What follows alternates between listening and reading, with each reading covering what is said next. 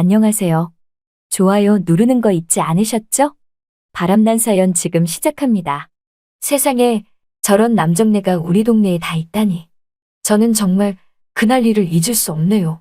이게 무슨 말이냐고요? 지금부터 제 말을 들어보시면 이게 무슨 말인지 알 거랍니다. 사실 남편 죽고 혼자 살다 보니 늘 가을부터 시작해서 겨울은 더 춥기만 했거든요.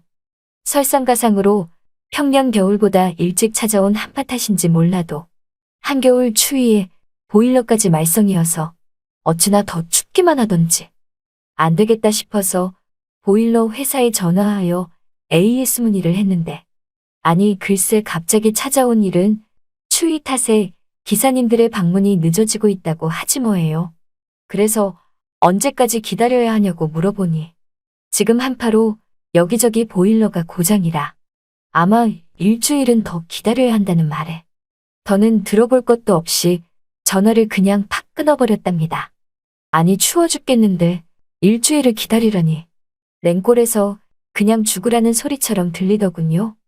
솔직히 서방이라도 있었으면 두꺼운 이불 하나 펴놓고 밤새 꼭 붙어서라도 있지.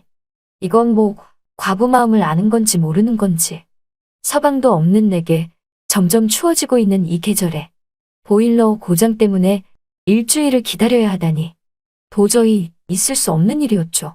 그렇게 어떻게 하나 고민을 하고 있었는데 그러던 와중에 우리 집으로 동네 과부가 한 명 놀러 왔더라고요. 그 과부로 말할 것 같으면 저와 형님 동생 하며 지내는 과부 동생 용산댁이었지요. 아마 용산댁도 과부로 산지 꽤 됐거든요. 그런데 우리 집에 찾아와서는 아주 싱글벙글 뭐가 그렇게 기분이 좋은지 남은 추워서 잠도 제대로 못 잤는데 아주 싱글벙글이더라고요. 그래서 제가 아니 대체 무슨 일인데 대바람부터 기분이 좋냐고 하니까 그게 아니라 그 소식 들었냐면서 무슨 소식이냐고 물어보니 우리 마을의 호랍이 한 명이 이사 온 것 같다며 호랍이도 보통 호랍이가 아닌 정말 키도 크고 튼실한 호랍이 같다는 말에 갑자기 저도 침이 꼴깍 삼켜지더라고요. 아니 그거 정말이냐며 그런 호랍이가 정말 우리 마을에 이사 왔냐고 되물으니 맞다면서 어찌나 다부지게 잘생겼는지 그래서 자기네 집 보일러가 더 망가지길 기도한대나 뭐래나 그 말을 듣고 그건 또 무슨 소리냐고 물어보니 그 호랍이 남정네가 보일러 수리공 아니겠냐며 보아하니 동네방네 곳곳에 보일러 수리하러 다니는 것 같은데 자기네 집은 이번에 장판부터 시작해서 오래된 보일러까지 리모델링을 아주 말끔히 제대로 하는 바람에 수리할 것도 없어서 속상하다고 하지 뭐예요. 그 말을 들으니 왜 이렇게 구미가 당기던지 때마침 보일러도 고장이 났겠다. 잘됐다 싶은 생각이 들었죠. 그러면서 용산댁은 다시 나에게 귀 좀 갖다 대보라고 하며 속닥속닥 이야기를 해주는데 글쎄 한과부라고 해서 우리 동네로 며칠 전에 이사온 예쁘장한 과부가 있었거든요. 용산댁이 하는 말이 글쎄 한과부가 그 보일러 수리공을 자기네 집으로 부른 뒤에 하루 동안 같이 있었다는 소문이 퍼졌다고 했답니다. 그 말을 들으니 왠지 나도 이러고 있을 때가 아니라는 생각이 들었어요. 마침 보일러도 고장이 났겠다. 그리고 수리업체도 일주일 넘게 걸린다고 했겠다. 보다 발빠르게 그 호랍이 보일러 수리공을 부르기로 했답니다. 이러쿵저러쿵 같이 얘기를 하다 용산댁은 잠시 우리 집 방바닥에 앉아보더니 왜 이렇게 방이 냉골이냐며 보일러 안 틀었냐고 말하지 뭐예요. 그게 아니라 마침 보일러가 고장이 났는데 나도 그 호랍이라는 사람 좀 불러봐야겠다고 말하니 용산댁이 하는 말이 잘됐다며 그럼 형님이 먼저 그 호랍이를 불러보고 자기한테 나중에 얘기해달라고 하기에 전 좋다고 말하며 그렇게 용산댁을 보내고 나서 그 호랍이 보일러 수리공에게 전화를 걸었지요. 아니 근데 이 호랍이 왜 이렇게 전화를 안 받는지 아니 연달아 10번을 걸었는데 줄줄이 안 받더라고요. 용산댁 말대로 일이 많아져서 그런 거 엄청 바빠 보였어요. 안 되겠다 싶어 그 호랍이가 운영하는 보일러 수리집으로 직접 찾아가 보려고 하는데 그때 제 핸드폰으로 전화벨이 울렸답니다. 저는 전화를 받으며 목소리를 최대한 여성스럽고 예쁘게 한 뒤 여보세요? 라고 하니까 글쎄 그쪽에서 부재중전화가 와서 연락드렸다고 하는데 아니 목소리는 또 왜 이렇게 좋은지 무슨 보일러 수리공 목소리가 성우 뺨치는 목소리더라고요. 순간 떨렸지만 그래도 일단 이성을 찾고 한숨 고르며 말을 이어나갔죠. 지금 보일러가 고장이 나서 아주 냉골이라며 와서 고쳐줄 수 있냐고 물어봤어요. 그랬더니 하는 말이 제일 빨리 고칠 수 있는 시간이 내일 모레라고 하지 뭐예요. 저는 그 말을 듣고 안 된다며 지금도 추운데 저녁엔 더 춥지 않겠냐고 말하면서 가뜩이나 서방도 없는데 얼마나 춥겠냐고 말하니까 보일러 수리공이 황당하단 듯이 그건 대체 무슨 말이냐고 하지 뭐예요. 저는 순간 실수했다 싶어서 아니 그게 아니라 일단 빨리 좀 와달라고 하니까 보일러 수리공은 그래도 안 된다면서 다른 집들 스케줄이 꽉 잡혔다고 했답니다. 안 되겠다 싶어서 그럼 수리비 더블로 준다고 했더니 보일러 수리공은 잠깐 생각하나 싶더니만 곧이어 하는 말이 그럼 좀 늦게 가도 되겠냐고 말하지 뭐예요. 그래서 몇 시 정도냐고 물으니 한저녁 9시 정도라고 말하길래 전 좋다고 하면서 그럼 그때라도 오시라고 말하며 주소를 알려주고 전화를 끊었답니다. 솔직히 이게 웬 횡재인지 그 시간에 오면 좀 더 그렇고 그런 분위기가 형성될 텐데 완전 땡 잡았다 싶었지요. 이럴 때가 아니다 싶어 오랜만에 미용실에 들려서 머리도 하고 방도 깨끗이 치워놓고서 화병에 꽃도 꽂아놨어요. 그리고 그 보일러 수리공이 오기만을 기다렸죠. 어느덧 시간은 다가왔고 저녁 9시쯤이 되자 그 보일러공이 우리 집 안으로 들어왔는데 후줄근한 작업복 차림인데도 불구하고 순간 제 눈엔 성광이 반짝이듯 빛이 보이더라고요. 주위는 온통 까맣게 칠한 듯 아무것도 안 보이는데 그 보일러 수리공만이 환한 빛이 감도는 게 정말 입이 쩍 벌어질 만큼 너무나 멋졌답니다. 역시나 용산댁 그 여편네 말이 맞았죠.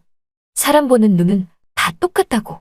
비록 과부지만서도 눈 높은 그 여편네도 마음에 든다고 하는데 오죽하겠어요. 저는 제 얼굴에서 미소가 떠나지 않을 정도로 좋은 티가 너무 나길래 일단 최대한 감정을 숨기고 보일러 좀 빨리 고쳐달라고 말을 했죠. 그랬더니 중후한 목소리로 잠깐만 기다리라며 보일러 상태를 오목조목 살펴보고는 저보고 하는 말이 생각보다 금방 끝날 것 같다고 말하지 뭐예요. 그렇게 전 그 보일러 수리공이 수리할 동안 우리 집 보일러를 잘 고치나 보는 게 아닌 계속 그 보일러 수리공만 주구장창 쳐다보고 있었답니다. 침만 안 흘렸을 뿐이지 마음속으론 침 100번은 흘렸을 것 같아요. 그렇게 시간이 흐르고 얼마 뒤 수리가 다 끝나게 되었죠. 보일러 수리공은 제게 수리비를 청구했는데 저는 그 보일러 수리공에게 잠깐만 기다리라고 말하면서 신호를 보내니까 그 보일러 수리공도 이런 제 마음을 발빠르게 눈치를 챘는지 갑자기 여러분이 지금 듣고 계신 채널은 바람난 사연 채널입니다. 정말 순식간이었어요. 모든 게 순식간에 일어난 일이었고 생각보다 저 보일러 수리공도 제 마음을 잘 읽었으며 모든 게 순조롭게 이루어졌죠.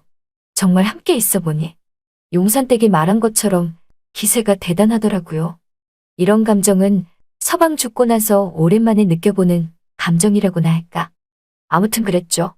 그렇게 보일러 수리공은 우리 집에 그렇게 머물다가 동이 트자 일찍 나갔어요.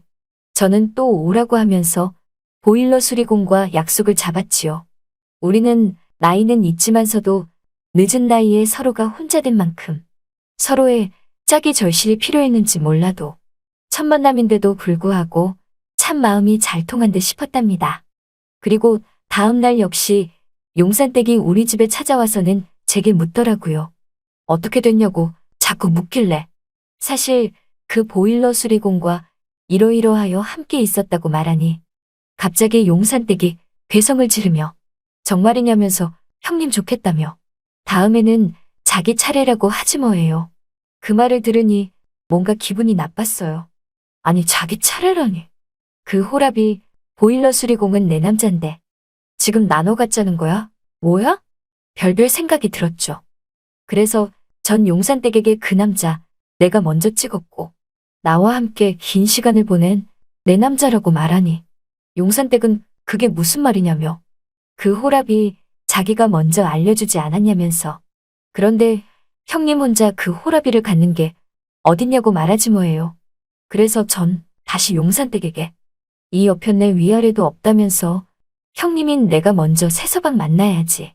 어디 나이도 한참 어린 과부 동생이 과부 형님 앞에서 새서방 타령이냐고 말하니 용산댁은 그래도 이건 죽어도 안 되고 양보를 못하겠다고 했답니다. 그렇게 우리는 그 일로 하여금 사이가 틀어져 버렸어요.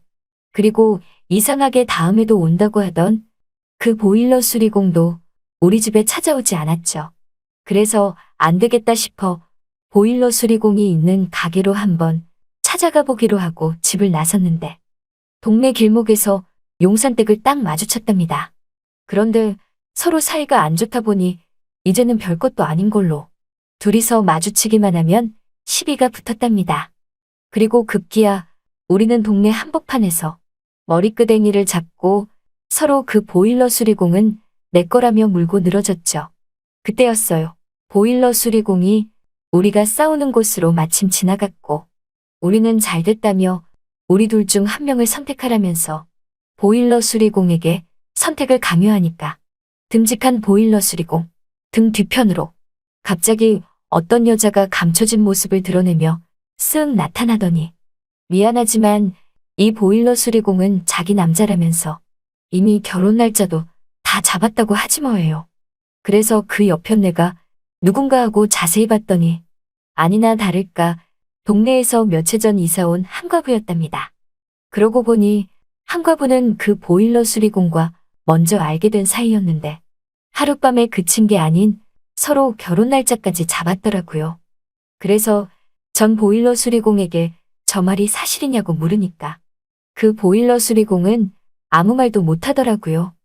저는 주저앉으며 그것도 모르고 그날 밤 정성을 다해 잘해줬다고 말하니 보일러 수리공은 아랑곳하지 않고 한과부랑 그 자리에서 횡하니 사라져버렸답니다. 그리고 용산댁 또한 어리둥절한 모습으로 혼잣말을 해대며 저 여편네가 끝내 호랍이 보일러 수리공을 채갔다면서 이럴 줄 알았으면 자기도 진작에 저 보일러 수리공과 함께하는 건데 너무나 아쉽다고 하지 뭐예요. 그러면서 좀 전까지 나와 저 보일러 수리공 하나를 놓고 머리끄댕이까지 잡고 싸우던 용산댁이 갑자기 형님 그동안 미안하게 됐다고 말하는데 저는 복받치는 마음에 용산댁과 서로 부둥켜 안고 엉엉 울었답니다. 과부인 나에게 늦가을을 지나 올겨울은 역시나 다시 또 춥기만 하네요. 잘 들으셨나요? 오늘의 바람난 사연은 여기까지입니다. 구독과 좋아요 부탁드립니다.